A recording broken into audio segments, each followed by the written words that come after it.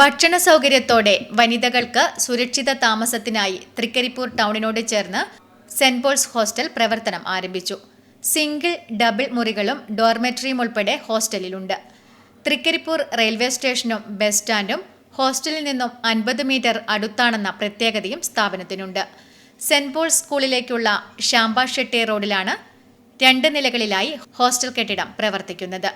ജോലിക്കാർക്കും വിദ്യാർത്ഥിനികൾക്കും തൃക്കരിപ്പൂർ ടൗണിനോട് ചേർന്നുള്ള ഹോസ്റ്റലിൽ വിപുലമായ സൗകര്യങ്ങളാണുള്ളത്.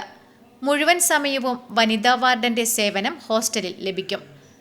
ഇത് ജോലിയെടുക്കുന്ന വനിതകൾക്കും പഠിക്കുന്ന മക്കൾക്കും അതുപോലെ തന്നെ മറ്റു സ്ഥലത്ത് ഓഫീസിലേക്ക് ജോലി ചെയ്യുന്നവർക്ക് വേണ്ടിയുള്ളതാണ് ഈ സ്ഥാപനം. ഈ സ്ഥാപനത്തിലേക്ക് എല്ലാവരെയും സ്നേഹപൂർവ്വം ക്ഷണിക്കുകയാണ്. ഈ സ്ഥാപനം നല്ല രീതിയിൽ നടത്തിക്കൊണ്ടുപോകാനായിട്ട് ഇത് ഏറ്റെടുത്തിരിക്കുന്ന സിനോവിക്കിട്ട് സാധിക്കട്ടെ എന്ന് പ്രത്യേകം പ്രാർത്ഥിക്കുകയും ചെയ്യുന്നു.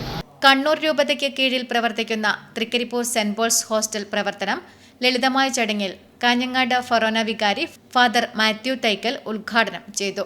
Hostel manager Sinobi Philipose, Saint Paul's school PTA president Kareem Chandera, school പ്രധാനാധ്യാപിക N Mini, K Vijayan, S Santhosh എന്നിവർ സംസാരിച്ചു.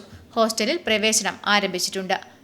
സെന്റ് പോൾസ് ഹോസ്റ്റലിനെ കുറിച്ചുള്ള കൂടുതൽ വിവരങ്ങൾക്കായി 0467 213043 എന്ന നമ്പറിലോ 9113964773 എന്ന നമ്പറിലോ ബന്ധപ്പെടാം.